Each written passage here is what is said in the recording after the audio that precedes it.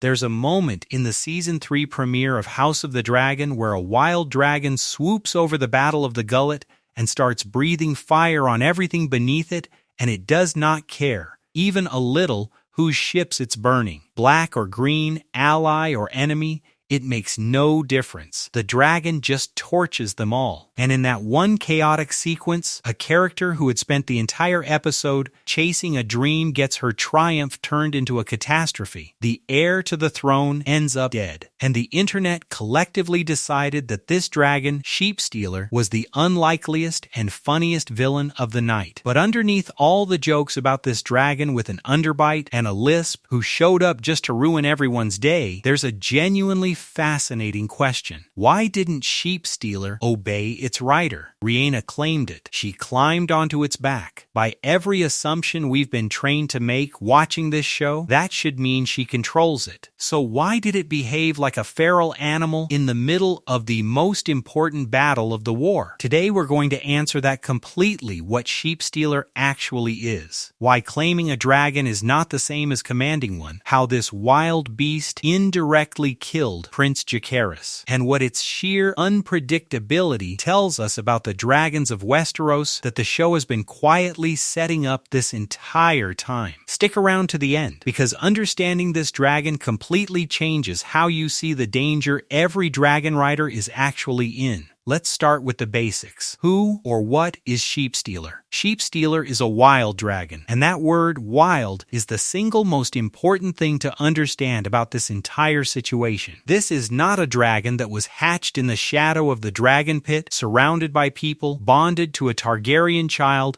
from the moment it cracked out of its egg. Sheepstealer is a dragon that grew up alone, in the wilderness, with no human contact, no other dragons around it, and absolutely no relationship with people whatsoever. Its very name comes from its habit of preying on the flocks of shepherds, stealing sheep to survive. It earned a reputation as an ill-tempered, dangerous, distinctly unglamorous creature. This isn't a sleek, majestic war dragon. This is a brown, ugly, bad attitude beast that has spent its whole life being hunted and hating people. And that history matters enormously because it shapes everything about how Sheepstealer behaves. A dragon that has never known a rider, never been trained, never learned a single command, and has every reason to distrust humans is not going to suddenly become an obedient war mount just because someone managed to climb on its back. Now here's where it connects to Rhaena, and to understand her side of this, you have to understand how desperately she wanted this dragon. Rhaena Targaryen is the younger daughter of Daemon Targaryen and his second wife, Lyanna Velaryon. Lyanna, you might remember, was the dragon rider of Vhagar before her death, the same Vhagar that Aemond now rides as the largest and most fearsome dragon alive. So Rhaena comes from impeccable dragon riding stock. Her twin sister Baela bonded with the dragon Moondancer. But Rhaena, the dragon egg placed in her cradle at birth, grew cold and never hatched. While her sister soared through the sky, Rhaena was grounded. And in a family, in a culture, where riding a dragon is the very thing that defines your worth and your identity as a Targaryen, being the one without a dragon became a deep, gnawing source of insecurity for her. She was a Targaryen who couldn't do the one thing Targaryens are famous for. That insecurity is the engine that drives her entire arc in this premiere. Rhaena had been tasked by Rhaenyra with a critical, but frankly unglamorous, duty escorting Rhaenyra's 3 youngest children to safety, taking them to the Vale and then across the sea to Pentos, far from the war. It's a protector's job, a caretaker's job. But Rhaena doesn't want to be the caretaker. She wants to be in the fight. She wants to matter. And so, in a major departure from the source material, she abandons that duty. She leaves the young princes to make their crossing, while she peels off on a personal quest to do the one thing that would finally prove her worth claim, a dragon of her own. And she sets her sights on Sheepstealer. We see her out in the wilderness, chaining up a sheep as bait, trying to lure and tame this wild beast. It's dangerous work. She very nearly gets herself killed multiple times in the attempt. But against all odds, she does it. She claims Sheepstealer. And in that moment, you can understand exactly what she's feeling: vindication.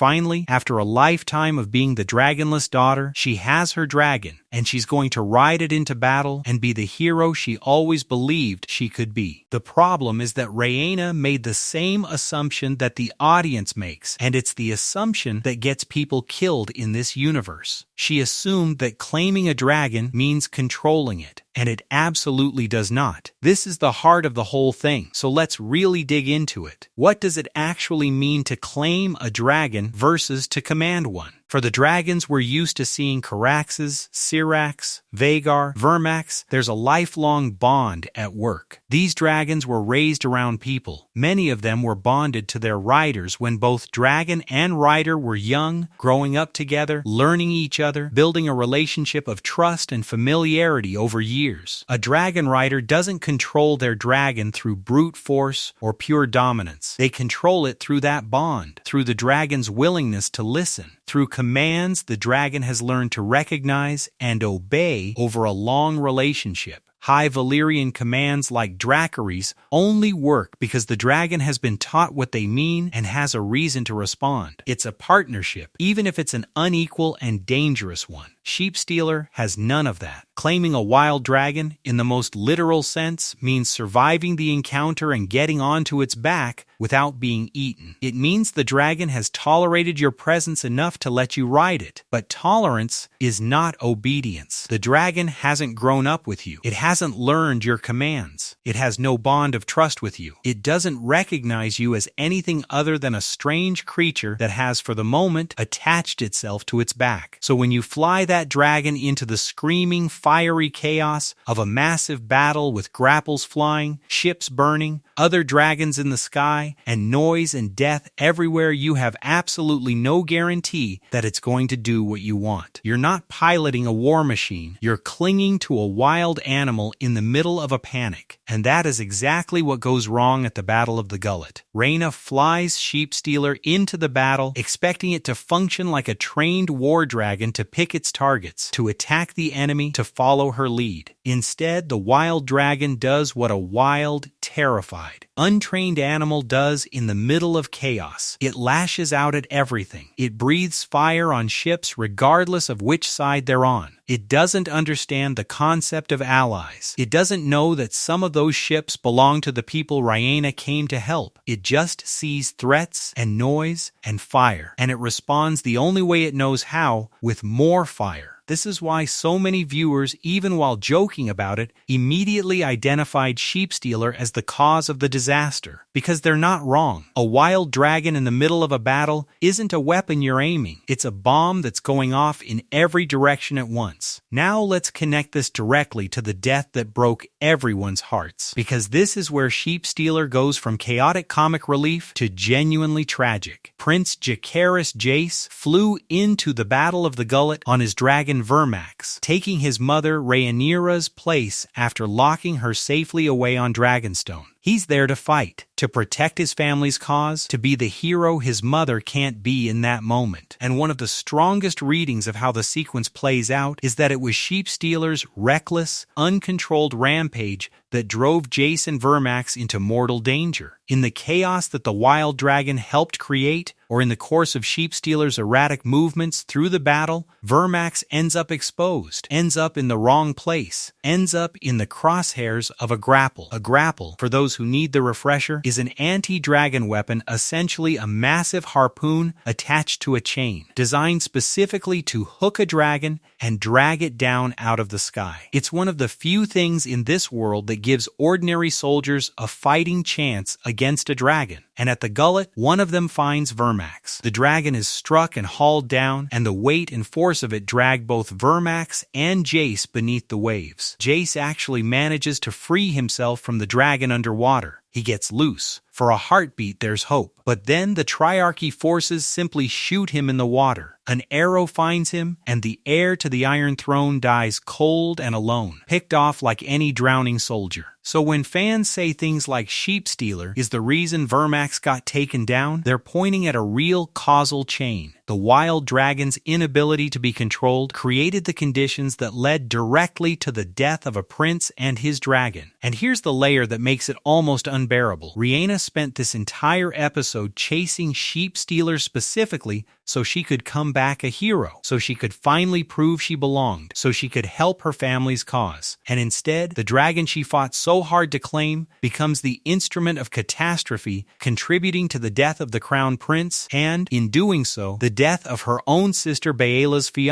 Her triumph and her greatest failure are the exact same act. That's not just bad luck. That's a tragedy with the cruelest possible structure, and Sheepstealer is right at the center of it. So let's step back and ask the bigger question that this whole sequence raises. What does Sheepstealer's behavior tell us about dragons in general? Because this is where the show is doing something really clever and a little subversive. For most of this series, and for most of Game of Thrones before it, we've been conditioned to think of dragons as the ultimate trump card. Whoever has the most dragons, or the biggest dragon, wins. Dragons are nuclear weapons with wings, terrifying, decisive, and largely under their rider's control. The entire strategic calculus of the Dance of the Dragons is built on counting dragons. Rhaenyra has more, so Rhaenyra has the advantage. Sheepstealer blows a hole in that assumption. It reminds us that a dragon is not a weapon. A dragon is a living, willful, often half-tamed creature, and the bond between dragon and rider is fragile and conditional. A wild dragon doesn't care about your war. It doesn't understand your politics. It doesn't recognize your banners. Push it into a situation it doesn't understand, and it will act on instinct, and its instinct is fire. This recontextualizes the entire conflict. Those dragon counts that everyone keeps tallying up, they assume every dragon is a reliable, controllable asset. Sheepstealer proves that some of those dragons are loose cannons that might do as much damage to your own side as to the enemy's. And this connects directly to the larger dragonseed storyline that the season is setting up. Rhaenyra, in an act of desperation last season, called on anyone who believed they had the blood of the dragon to try and claim the many riderless dragons, an event known as the sowing of the seeds. This gamble worked in raw numbers. It dramatically boosted the black side's dragon count. But these new riders, the dragon seeds like Ulf, Hugh, and Adam, are not loyal Targaryens raised from birth to serve the queen. They're commoners, bastards, opportunists, some of whom are riding dragons they barely control, motivated by wealth and glory rather than loyalty. Sheepstealer is the most extreme example of the principle that runs through this whole arc. You can't just acquire dragons and dragon riders and expect them to function like a disciplined army. The more wild dragons and unreliable riders you fold into your cause, the more you're introducing chaos and unpredictability into your own ranks. Some of those dragons won't obey. Some of those riders will betray you. And the war is going to be shaped as much by that instability as by any battlefield strategy. So in a very real way, Sheepstealer is a warning shot. It's the show telling us, early and dramatically, that the assumption underpinning Rhaenyra's entire strategy that more dragons equals victory is dangerously flawed. The dragons are not tools, they're wild cards. And at the Battle of the Gullet, that wild card cost her a son. Let's also give a little credit to why this dragon became such an instant fan favorite to joke about, because the comedic reaction and the tragic reality are two sides of the same coin. There's something darkly funny about a battle of this magnitude, one of the bloodiest naval clashes in history, with the fate of the war hanging in the balance, being thrown into chaos by what is essentially the world's worst trained pet. The image of this ugly, ornery dragon showing up and just torching everyone indiscriminately with no regard for the careful strategy everyone else is trying to execute has a kind of absurd, chaotic energy to it. Viewers latched onto that. The jokes about Sheepstealer having an attitude, about it being the embodiment of pure chaos, about it making Vhagar's body count look modest. By comparison, they're funny precisely because they're built on a real truth. This dragon genuinely doesn't care, and its not caring is what makes it both hilarious and devastating. But strip away the memes, and what you're left with is one of the most thematically important creatures the show has introduced. Sheepstealer embodies the untamable, unpredictable unpredictable nature of dragons that the polished court politics of King's Landing always wants to forget. It's a reminder that these are not symbols on a war map. They're fire-made flesh, and fire doesn't take orders. So to bring it all together, Sheepstealer wouldn't obey Rhaena because Sheepstealer was never bonded to her in any meaningful way. It's a wild dragon, raised without humans, without training, without trust, and claiming it meant only that it tolerated her on its back, not that it would do what she wanted. Flown into the chaos of the Gullet, it did what any terrified, untrained animal would do, and unleashed fire on everything. That chaos helped drive Jace and Vermax into a grapple's path, leading to the death of the prince and his dragon, and turning Rhaena's moment of triumph